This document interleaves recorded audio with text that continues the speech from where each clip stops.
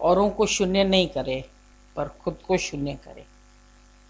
और नहीं बने हैं, जगत नहीं बनया है, पर पहले मैं नहीं बनया है। हे राम जी, जगत बनया नहीं तो जगत तो फिर दिखता है, क्योंकि मैं है तो मैं को दिखता है ना। जगत दिखता किसको है, किसके आधार पर देखते हैं? मैं के आधार से मेरे है। जब मैं ही मर जाऊंगा तो फिर कौन रहेंगे? जैसे वो बोली मेरी आवश्यकता लगती है हमको, कि सबको मेरी आवश्यकता है। तो अगर आवश्यकता है सबको, तो फिर आवश्यकता तो तब भी रहेगी जब काल ले जाएगा। तब भी तो एक ना एक दिन हम बेशर्म होके काल को सिर देंगे। तो अच्छा है सतगुरु को दे दें, जहां सार्थकता तो है कुछ, जहां गुम होने के बाद फिर मोक्ष पद प्राप्त होता है। वहां तो सुअर की तरह बोला सारी जिंदगी विषय रस भी ले लो, माया में भी पड़े रहो, मैं मेरों के साथ जुड़े भी रहो। तो बोला वो तुम्हारी लाइफ एक पिग की तरह है, सुअर की तरह है, तुम सेटिस्फाइड बैठे हो उसमें। लेकिन ज्ञानी सुअर की तरह सेटिस्फाइड नहीं होना चाहता। भले सॉक्रेटिस ने बोला इस राह पे मैं सारी जिंदगी डिससेटिस्फाइड रहूं, लगे कि मुझे अभी भगवान नहीं मिला, अभी नहीं मिला, अभी नहीं मिला, अभी सच तक नहीं पहुंचा, भले सारी आयु भी इसमें खत्म हो जाए मेरी, लेकिन फिर भी मैं सुअर नहीं बनना चाहता। तो मन को तो वही बनना है, क्योंकि वो रस ले चुका है, उसको वही रस भाते। मोह में भी एक रस आता है, खाली विषय के रस ये नहीं है कि हम बाहर से किसी व्यक्ति से रस ले रहे हैं, पर अपने अंदर में मेरे बना के भी हम बड़े खुश हैं कि मेरे कोई हैं। अगर मन को कहें तेरा कोई नहीं है तो बड़ा उसको लगेगा अरे कोई भी नहीं है, अकेला हूं मैं, कोई तो होने चाहिए मेरे। परिवार बना के बैठे हैं, गृहस्थी बना के बैठे हैं, जगत बना के बैठे हैं, तो उनके साथ अपने को भी तो रस आता है। फिर हम समझते हैं उनको हमारी जरूरत है, उनको है पर हमको भी तो है। पहले तो हमको जरूरत है उनकी, हम अकेले जी नहीं सकते, अकेले रह नहीं सकते, इसलिए उनकी जरूरत हमको लगती कि फिर उनको भी हमारी जरूरत है, बच्चे को भी हमारी जरूरत है, पति को भी हमारी जरूरत है, घर वालों को भी हमारी जरूरत है। तो अपनी इम्पोर्टेंस दिखाना चाहते हैं। अगर तुम्हें न मिले इम्पोर्टेंस तो भी दुखी होगे। अगर सपोज घर में सब लोग कह दें हमें तुम्हारी जरूरत ही नहीं है, तो लगेगा अरे हम इतने बेकार हैं, हमारी किसी को जरूरत ही नहीं है। और कोई प्यार करता है तुम्हारी बड़ी जरूरत है हमें, तुम बड़े काम के हो, बड़े अच्छे हो, तो भी हम खुश होते हैं। तो हम उनको बना के बैठे हैं, उसमें भी हमारी प्रसन्नता है, तो फिर उनसे ममता भी हो जाती है। ये संग दोष तो बहुत खराब है। जिनके संग रहते हैं उनकी खुशबू तुम्हारे में आ जाती है, पर एक गुरु में वो आकर्षण है जो वो हमारे दूसरे आकर्षण खत्म करता जाता है। अब आए हैं इस राह पर, बढ़ ही रहे हैं, तो हो जाएगा सब खत्म, पर पुरुषार्थ तेरा देव है, पुरुषार्थ नहीं छोड़े, तीव्र पुरुषार्थ अपना करते चलो, हिम्मत नहीं हारनी है, लेकिन आगे बढ़ा कदम। भले आते हैं विकार, ख्याल आया फिर क्या हुआ, आया तो फिर हटा दिया, ख्याल ने मेरे को जकड़ थोड़ी दिया, किसी भी ख्याल ने मेरे को नहीं पकड़ा, आया एक लहर की तरह फिर छूट गया। तो हम उस ख्याल का भी चिंतन नहीं करें, फिर आकाश की तरफ फिर खाली हो जाए। आकाश में आई, कोई बादल आया, कोई कोहरा आया, कोई बिजली चमकी, कोई तूफान आया, लेकिन थोड़ी देर के बाद फिर आकाश खाली हो जाता है। ऐसे ही अपने अंतःकरण को खाली कर दो। जीवन में उतार चढ़ाव सब आते रहते हैं, दुख सुख भी आते रहेंगे, उतार चढ़ाव भी आते रहेंगे। तुम खिलते रहो, तुम खुश रहो, इतना ही खाली अपने जीवन को बना सको कि हमको हर परिस्थिति में प्रसन्न चित्त रहना। परिस्थितियां तो कभी कैसी रहेगी, कभी कैसी रहेगी, संबंधी कभी कैसे रहेंगे, कभी चाहेंगे, कभी नहीं चाहेंगे, कभी विपरीत बोलेंगे, कभी प्रीत करेंगे, कभी क्या कहेंगे, कभी क्या कहेंगे, लेकिन फूल की तरह तुम खिले रहो। फूल खिलता है, वो हर परिस्थिति में खिलता है। फूलों को अगर खिलना है तो कांटों में भी खिल जाते, जंगल में भी खिल जाते।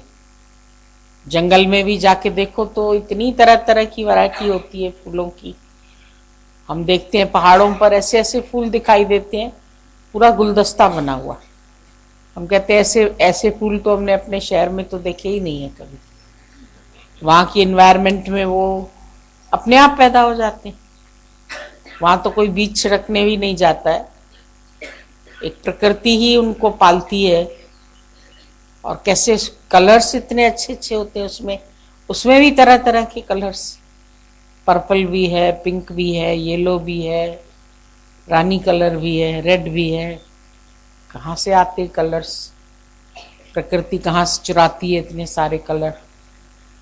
है तो खाली पहाड़ और पत्थर, और पहाड़ पत्थर से इतने सुंदर सुंदर कलर्स निकल आते हैं। तो ईश्वर की कुदरत नहीं है तो क्या है।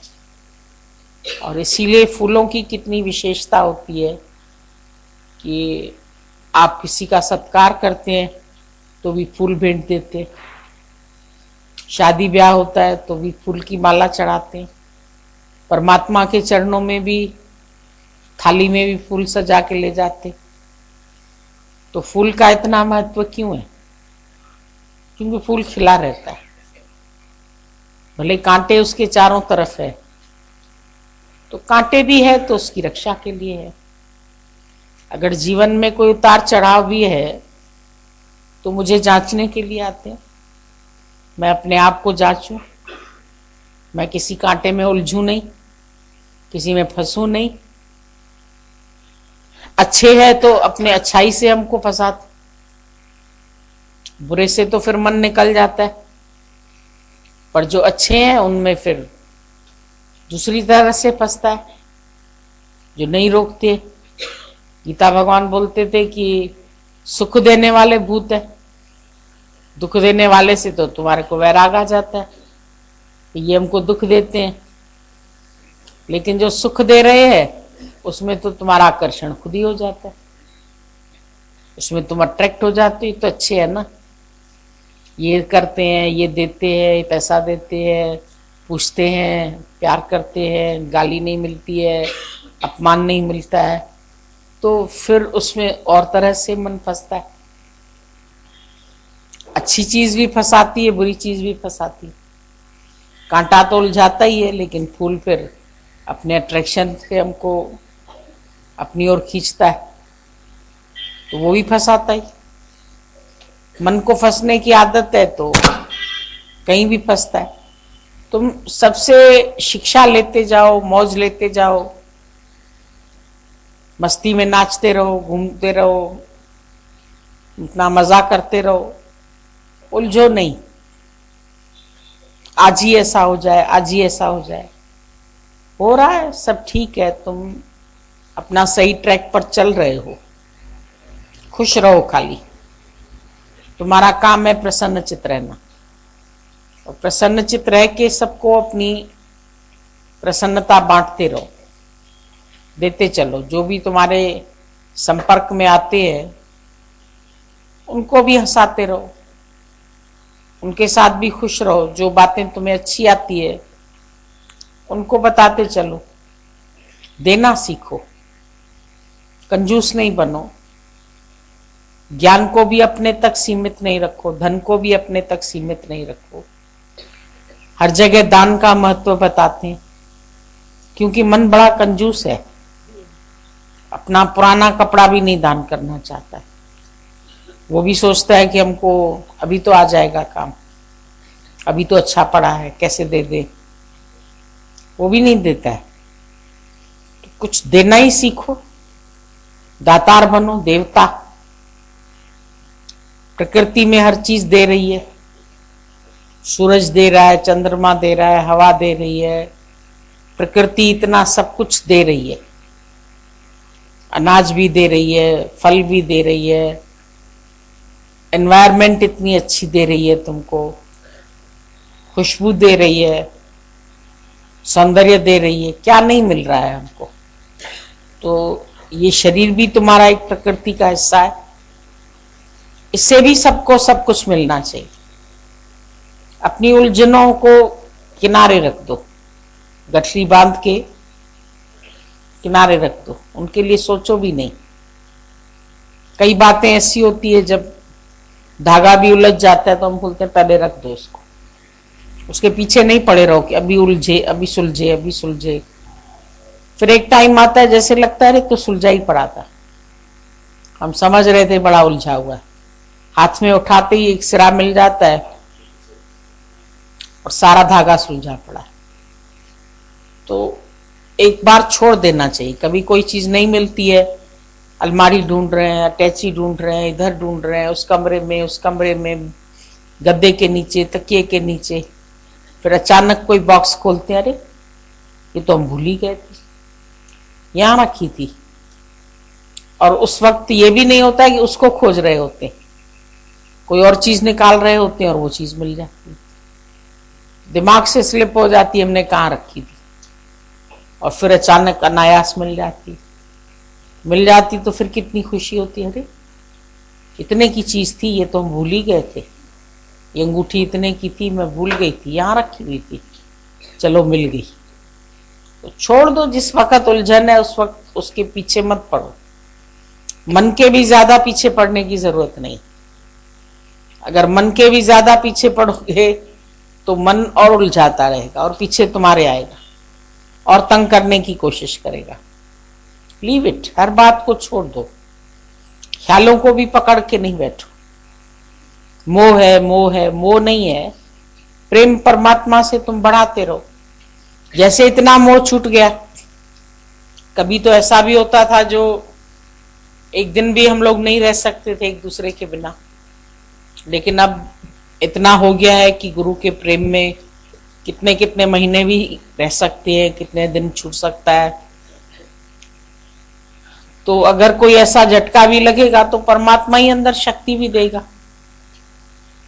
दादाजी बोलते थे ऐसा नहीं बोलो, जेडी हो जेम शक्ति हो डोई आजमाए जाए, तो शक्ति पहले दे देता है, आजमाइश पीछे होती है। तुम तराजू में बांट पहले रखते, भाई हमें 1 किलो तौलना है, फिर उसके बाद चीज डालते हैं, भाई अभी 1 किलो तौलना है, तो फिर वो उतनी तुल के निकल जाती है। तो इसी तरह से भगवान पहले शक्ति देता है, फिर परीक्षा लेता है। स्कूल में भी बच्चे की पहले साल भर पढ़ाई होती है, उसके बाद उसके एग्जाम्स आते हैं।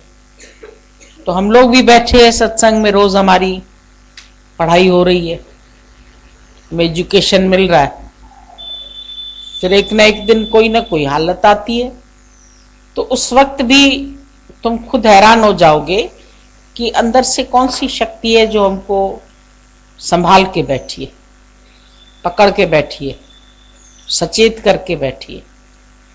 गुरु जैसे तुम्हारे अंदर की जो धूल लगी हुई थी उसको हटा देता है, तुम्हारे अंदर का जो सेल्फ है उसको शाइन कर देता है, चमका देता है तो सही पहले से ही। कोई आत्मा तुमको हम तो नहीं बनाते, तुम आत्म स्वरूप पहले से ही है, भगवान पहले से ही है, खाली ऊपर से धूल आ जाती है। तो छिपा पड़ा है तुम्हारा सेल्फ। बोला जैसे दर्पण पर धूल है और गर्भ के अंदर बच्चा, ऐसे ही तुम्हारा जो अंदर आत्मा है वो छिपा हुआ है। लकड़ी के अंदर अग्नि छिपी हुई है, फिर दूसरी लकड़ी के संपर्क में आती है तो उसके अंदर की अग्नि जागृत हो जाती है। तो हम भी जब गुरु के संपर्क में आए हैं तो हमारे अंदर के भी जो ज्ञान है वो जागृत हो जाता है।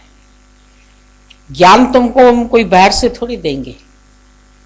तुम हैरान होगी कभी कभी, ज्ञान के इतने अच्छे अच्छे पॉइंट्स, इतने अच्छे उद्गार, वो सब तुम्हारे अंदर से निकलना शुरू हो जाते। सब ज्ञान अंदर भरा पड़ा है, सुना सखना कोई नहीं, सबके अंतर लाल। और मूर्ख गंड खोले नहीं कर में भयो कंगाल। मूर्ख आदमी गांठ नहीं खोलता है तो सब उसके अंदर। ज्ञान तो ऐसी चीज है जो तुम्हें कभी छोड़ेगा नहीं, खाली तुम उसका आदर करना सीखो। बोला सरस्वती ऐसी है जो कभी नहीं छोड़ती है। विद्या ऐसी चीज है, अगर एक बार तुमने ग्रहण कर ली सच्चे मन से तो ये विद्या तुमको बुढ़ापे तक नहीं छोड़ती है। सरस्वती नहीं छोड़ती है, लक्ष्मी छोड़ देती है। लक्ष्मी फिर भी साथ छोड़ देती है, आज तेरी कल उसकी परसों उसकी, पर तुम उसको ज्यादा प्रीत करते हो, सरस्वती को नहीं करते। और सरस्वती के कारण लक्ष्मी भी आती है। पढ़े लिखे हो, विद्या है तुम्हारे पास, समझे हुए हो, तभी तो तुम्हारे पास माया भी आती है। ब्रह्मज्ञानी के पीछे माया क्यों घूमती है? पहले उसके पास सरस्वती है, ज्ञान है, फिर लक्ष्मी आती है ना। माया का हर पदार्थ उसको मिलता है, नहीं चाहते हुए भी सारी माया उसके पीछे आती है। अट्रैक्शन है ऐसा। किस चीज का अट्रैक्शन है? ज्ञान का, विद्या का, सच का। तो सच से प्रीत लगाओ ना, तुम माया से प्रीत क्यों लगाते? माया तो ऊपर से मिलती है, गाते में, रूंग में। दूध वाला ऊपर से ऐसे डाल देता है ना, थोड़ा सा दूध, 1 किलो ले लिया, फिर इतना सा ऊपर से डाल दिया। सब्जी वाले से धनिया मिर्चा कहते हैं डाल, ऊपर से डाल, इतनी सब्जी लिए तेरे से। तो पहले तू अंदर में इतना ज्ञान रख, माया तो ऊपर से ऐसे अपने आप मिल जाती। नहीं चाहते हुए भी ब्रह्मज्ञानी के पास कभी माया की कमी नहीं रहती। वो भले माया को ठोकर लगा के आगे बढ़ जाता है, और जहां जाता है उसके लिए माया सारी अवेलेबल है। जहां पहुंचोगे वहां तुम्हारे लिए भोजन है, वहां तुम्हारे लिए बिस्तर है, नया बिस्तर, नया मंजा, नया दाना पानी। खुदा अपने बंदों की करता खुद निगरानी। जहां जाओ वहां सब मिलता है, पर इतना भरोसा हो। जिसको भरोसा हो गया उसका बेड़ा भी पार हो गया। अलमस्त फिर वो हो गया, प्याला जिसे पिला दिया। तुम जब अपनी मस्ती में रहते, अपने आनंद में रहते, माया अपने आप पीछे आती है, पदार्थ पीछे आते हैं, दुनिया पीछे आती है, संबंधी पीछे आते हैं। वो भी तुमको झुक झुक सलाम करे, मुड़ सलाम करे। तुम खाली अपने सच में आगे बढ़ते जाओ, सारी माया तुम्हारे पीछे आती है। अकेले चले तो सारा एक एक साथी मिलता गया, कारवां बन गया। संत भी अकेला इस राह पर बढ़ता है, फिर कहां से उसके पीछे इतनी खलकत आ जाती है। किथा आई ये खलकत सारी, सूरत सबनी जी आए न्यारे। कहां से इतनी खलकत आ जाती, कहां से इतने लोग आ जाते? एक चुंबकीय शक्ति आ जाती है। ब्रह्मज्ञानी के अंदर वो चुंबकीय शक्ति है जो उसके बैठने मात्र से, उसके रहने मात्र से सबको अट्रैक्शन होता है। सब अपने आप आ जाते हैं, सब खिंच के आ जाते हैं। तो तुम अपने अंदर ब्रह्मानंद पैदा करो। जगत के लिए विचार आए और फिर हटा दो। तुम्हारा काम है हटा देना। अगर तुमको दिखता है पानी बढ़ रहा है नाव में, तो तुम एकदम से पानी हटाना शुरू कर देते, आने नहीं देते, घुसने नहीं देते।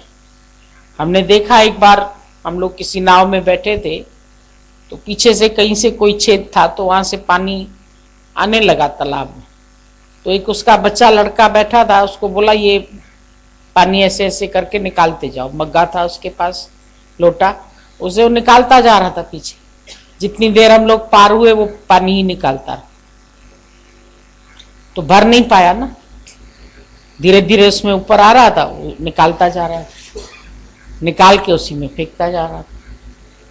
तो तुम्हारे भी अंदर कोई अगर ख्याल आता है, कोई विकार आता है, निकाल दो, देर नहीं लगाओ उसमें। देर लगाओगे तो फिर पूरी नाव भर जाएगी। या तुम उससे थोड़ा गफलत में भी आ जाओगे, अच्छा भरता है तो भरने दो, तो ये फिर संग्रह की प्रवृत्ति हो जाती। संग्रह नहीं रखो किसी चीज का, न विचारों का, न ज्ञान का, न ज्ञान का। ज्ञान भी ज्ञानी अपने पास रखता नहीं, ज्ञान अज्ञान दोनों छोड़ दो। एक कांटे से दूसरा कांटा निकाल के फिर मैं ज्ञानी हूं ये भी अहंकार करके नहीं चलता। अगर मान लो हम सिर के ऊपर शास्त्रों का बोझ लाद ले, हम ये भी जानते हैं, हमने ये भी पढ़ा है, हमने ये भी पढ़ा है, हमने ये गीता पढ़ी, हमने ये गीता पढ़ी, हमने विनोबा की पढ़ी, हमने गांधी की पढ़ी, हमने इसकी पढ़ी, तो शास्त्र भी एक हमको गधा बना देंगे, जैसे बोझा लाद के हम चल रहे। फिर न पढ़ने की जरूरत पड़ती है, नहीं ज्ञान एकत्रित करने की जरूरत पड़ती है, ज्ञान रखा ही रह जाता है। पोथी पुस्तक उठाने की जैसे जरूरत ही नहीं पड़ती है, तुम्हारे अंदर ही कुआं बन जाता है। अनुभव का ज्ञान उजलता की वाणी, ये है अकथ कहानी। कुएं से पानी निकालते जाओ तो और आता जाता है और आता जाता है, क्योंकि उसका कनेक्शन पाताल से हो जाता है। सिंह का कनेक्शन सागर से है, तो सिंह को कोई खाली नहीं कर सकता। तुम्हारा भी अंदर कनेक्शन अनंत से हो जाए, तुमको जीवन में कोई खाली नहीं कर सकता। कोशिश करेंगे दुनिया के लोग खाली करने की, इसको अकेला करो, इसको खाली करो, इसको दुखी करो, इसको रुलाओ, इसको परेशान करने की कोशिश करो, तो हार जाते हैं बेचारे। ऐसी कोशिश करने वाले खुद ही मुंह की खाते। आज क्राइस्ट को जिन लोगों ने किलो से ठोका, उनका नाम जानते हैं सब? नहीं जानते। ये मालूम है चुगली किसने करी, लेकिन जिन्होंने ठोका उनका नाम किसी को मालूम है? नहीं मालूम है ना। जिन्होंने गाली दी या जिन्होंने पूरे रास्ते में उसको चाबुक लगाए, पर क्राइस्ट तो आज भी है, आज भी उसको लोग याद करते हैं और बहुत इज्जत से याद करते हैं, सम्मान के साथ याद करते हैं। क्यों करते हैं? उसका नाम भी गुम हो जाना चाहिए। तो मारने वाले मर गए ना, लेकिन जिसको उन्होंने समझा कि हम इसको मार रहे हैं, वो अमर हो गया। तो दुनिया तुमको खत्म करना चाहे, जमाना उसी को तो मिटाना भी चाहे, मगर ना उसकी तरी है तरेगी। द्रौपदी को मिटाना चाहा, नगन करना चाहा सभा बीच नारी, तो कर सका क्या? दुर्योधन ने सोचा नगन हो रहेगी, मगर ना उसकी तरी है तरेगी। मीरा को मिटाना चाहा, औरों का नाम तो मिट गया, लेकिन मीरा तो अमर हो गई। आज दिन तक मीरा को इज्जत से लोग याद करते, मीरा की मूर्ति रखते और जहर पीते हुए रखते हैं। जहर पीते पीते भी वो मुस्कुरा रही है, हंस हंस के उसने प्याला पी लिया, उसको जहर जहर नहीं लगा। जो भी काम कर रही है मुस्कुरा के कर रही है, हंस के कर रही है। तुम तो परीक्षा देते परेशान होके ना, भगवान परीक्षा क्यों लेता है? ज्ञान के बाद भी परीक्षा दे, तो उसने तो हंस के दे दी, मुस्कुरा के दे दी, तो उल्टा अमर हो गई। कौन मार सका उसको? प्रहलाद को मारना चाहा, मरा। राम को मिटाना चाहा, रावण मर गया बेचारा, राम तो अमर हो गए। आज भी राम नाम सत्य करके लोग मुर्दे को भी उठाते, मरे हुए को भी उठाने के लिए सत्य को याद करते। रावण रावण सत्य नहीं कहते ना कोई भी, राम नाम सत्य कहते हैं। और रावण को इतनी शक्तियां थी, दिखने में तो इतना भारी भरकम रावण आ रहा था, उसका प्रभाव कितना अट्टहास लगा रहा था मारने के लिए। इतना बड़ा युद्ध हुआ किससे? एक सुपर्णखा से। स्टार्टिंग तो उसने करी ना, मेरी इंसल्ट हो गई, सारा रावण का राज ही खत्म करवा दी। एक बहन की खातिर, मोह की खातिर मेरी बहन की ये हालत की है इन लोगों ने, हम उनको खत्म करेंगे। और कितने उसको लोग समझाते हैं, भाई ये नहीं करो, ये नहीं करो। सुपर्णखा कहती है मैं तुम्हारी बहन और तुम मेरा बदला नहीं लोगे। ये वासना मनुष्य को खराब कर देती है। ये सुपर्णखा और कोई थोड़ी है, ये हमारी वासना ही तो है। पहले सुंदर बन के आती है और जब उसका इच्छा पूरी नहीं करो तो वो विभत्स रूप धारण कर लेती। वो बोली मैं मेरे साथ विवाह करो। बोले मैं क्यों करूं, मेरे पास तो अपनी पत्नी है। लक्ष्मण के पास गई तो उसने, वो भी इतना निश्चय में था, उसने बोला भाई तुम मेरे पास से तो तुमको बेशर्म होके जाना पड़ेगा। लक्ष्मण ने तो उसको वासना की जब बेइज्जती होती है, पूरी नहीं होती है, तो मन रावण भी ऐसा ही क्रोधित होता है और अपने ही नाश का कारण बनता है। खुद वासना ही मन के नाश का कारण बन जाती है। हमारे अंदर की वासनाएं चाहे सूक्ष्म हो चाहे स्थूल हो, वही फिर एक दिन तुम्हारा मनोनाश भी करेंगे। जब राम प्रकट हो जाता है तो फिर वासना को रहने नहीं देगा। चालाकियां कितनी करी, मारीच को भेजा। अब बताओ, मारीच ऐसा बनाया, वो कह रहा है कि वो भगवान है, राम है, तुम उससे क्यों झगड़ा मोल ले रहे?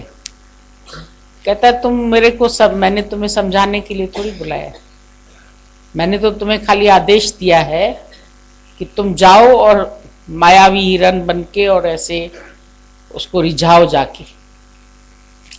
वो कहता है तुम उसको पहचान नहीं रहे हो। उसको जब इतनी सभा में तुम लोग गए और कोई भी धनुष नहीं तोड़ सका, उस वक्त राम नहीं तो तोड़ा। वो इतना शक्तिशाली है और तुम उससे वैर मोल ले रहे हो, ठीक नहीं कर रहे हो। ये तो नहीं मानता है रावण, किसी की नहीं सुनता है।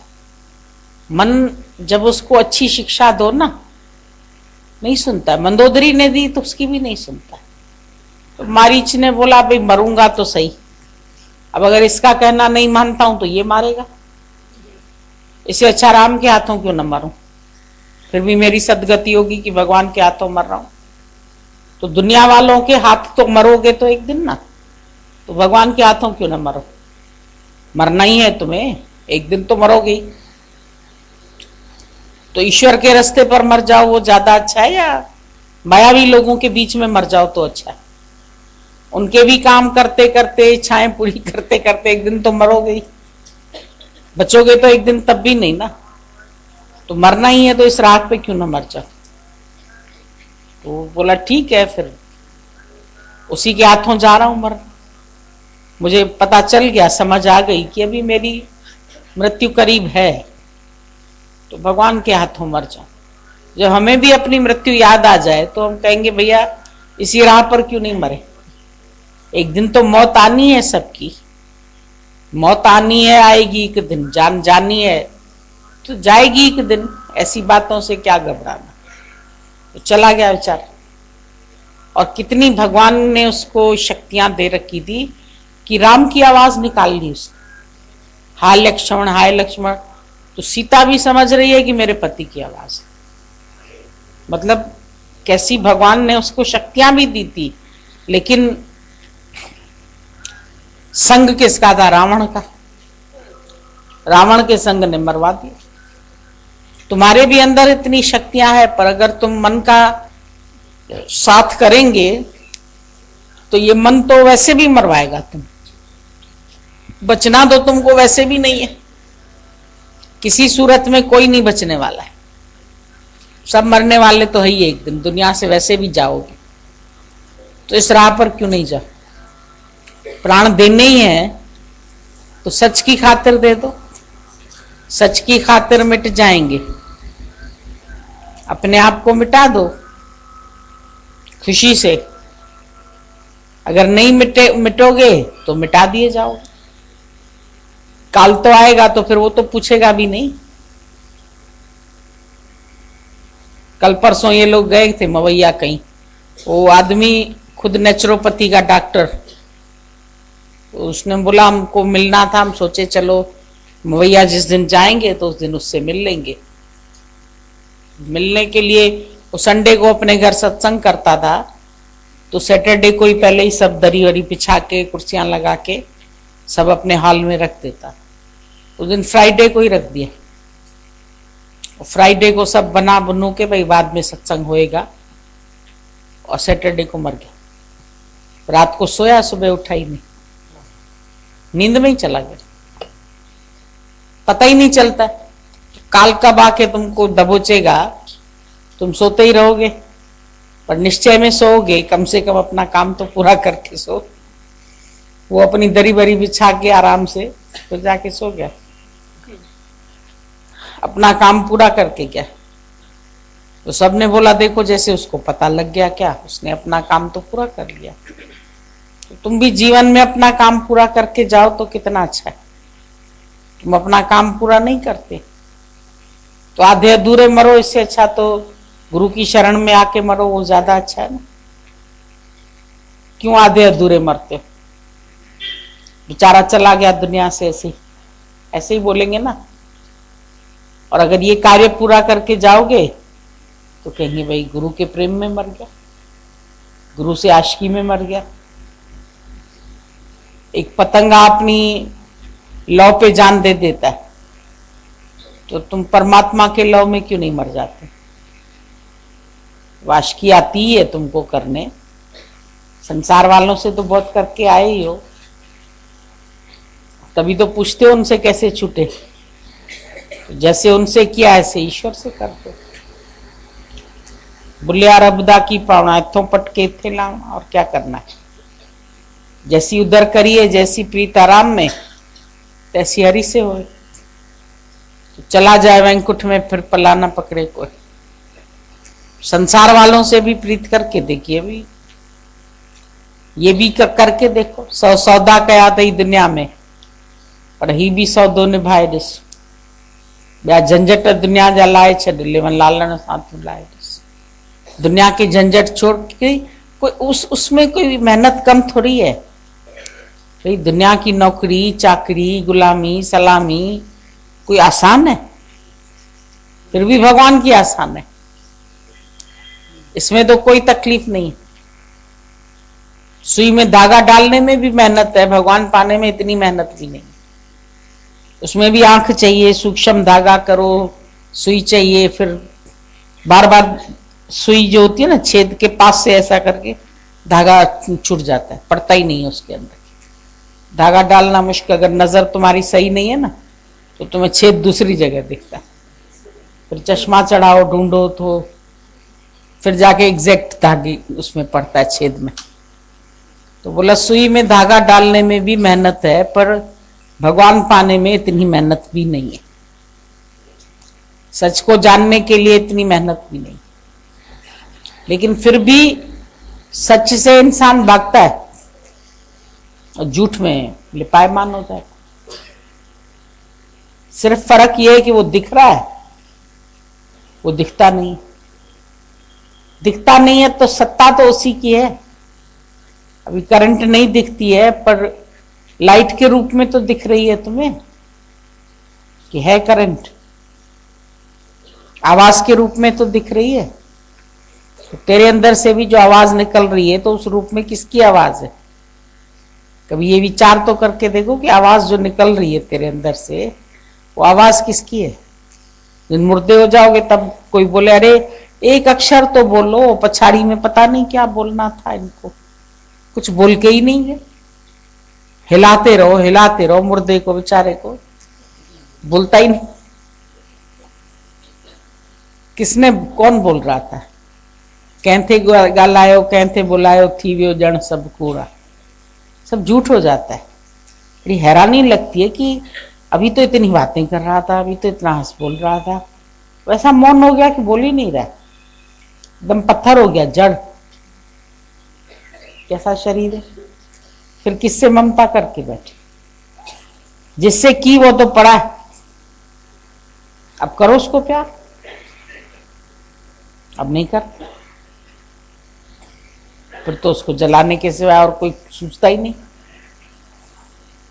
है। तो शरीर तो वही है, और यूं तो लगता है इसी से ही तो प्यार है। आत्मा से कोई प्यार करता है क्या? दिखता है आत्मा तो दिख ही नहीं रही, पर वजह तो वही है। नहीं तो क्या वजह है? क्यों क्यों फिर उसको छोड़ देते हैं, और क्यों अब तक कर रहे थे? वो भूल जाती है शक्ति,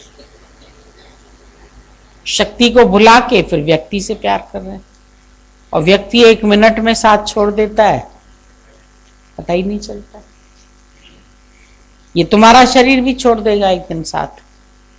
तो जब तक साथ दे रहा है, जब तक ये बेवफा घोड़ा वफादारी दिखा रहा है, तो इसकी वफादारी का फायदा ले लो, वरना कब ऐसा हो जाए, लेट जाए, मना कर दे अब नहीं चलता हूं, क्या करोगे घोड़े को? चाबुक भी मारोगे तो भी नहीं उठेगा, इंजेक्शन भी लगाओगे, ऑक्सीजन भी दोगे, ऑपरेट भी करोगे, तो पोस्टमार्टम कहलाएगा वो ऑपरेशन। उससे तो तुम्हारे जो अंग होंगे अच्छे अच्छे वो निकाल देंगे बस, और क्या। जो उनके जरूरत की चीजें होंगी वो निकाल के खोखा दे देंगे तुमको, भाई लो रखो, जाओ उसको जाके जला के आओ। और फिर कुछ भी निकालें तो घर वालों को भी चिंता नहीं होती है। ऐसे ऑपरेशन में तुम्हारा कुछ और करें और कुछ किडनी निकाल लें या कुछ निकाल लें, आजकल चोरियां बहुत करते हैं ऐसे, तो हम लोग केस कर देते हैं कि देखो इन लोगों ने ऐसे किया, तो मुर्दे के अंदर से पता नहीं क्या क्या निकाल लेते हैं पोस्टमार्टम करके। तो फिर कुछ भी नहीं कहते, भाई अब हमारे लिए तो बेकार ही है, निकाल लो तो निकाल लो। कई लोग आंखें दान कर जाते हैं और जीते जी कोई एक आंख दे किसी को, मरने के बाद भले ही दोनों ले जाओ, किसी के काम आ जाएगी। जीते जी तो एक आंख नहीं देगा कोई, कहेगा मैं काना बन के थोड़ी घूमूंगा। तो ऐसे तो तुमको अपने एक एक अंग से प्यार है, पर वजह क्या है? थोड़ी देर ये विचार तो करो कि क्या वजह है, किस वजह से प्यार है। वजह जो है वो फिर भूल जाती, और अगर उसी को ही प्यार करो तो फिर अपने आप ही जगत मिथ्या हो जाए। हर जगह सत्य परमात्मा को देखने से जगत अपने आप ही छूट जाता है। एक ही तरीका है, और कौन सा तरीका बताएं? क्या है समझ में?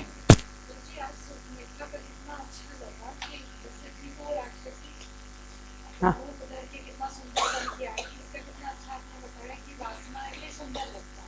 हाँ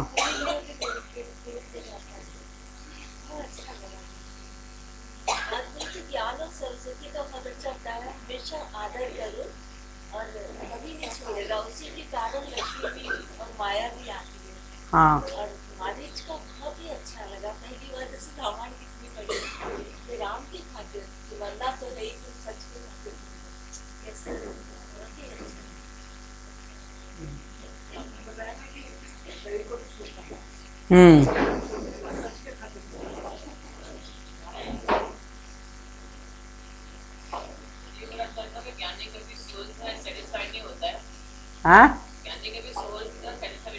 हाँ, सुअर की तरह नहीं सेटिस्फाई।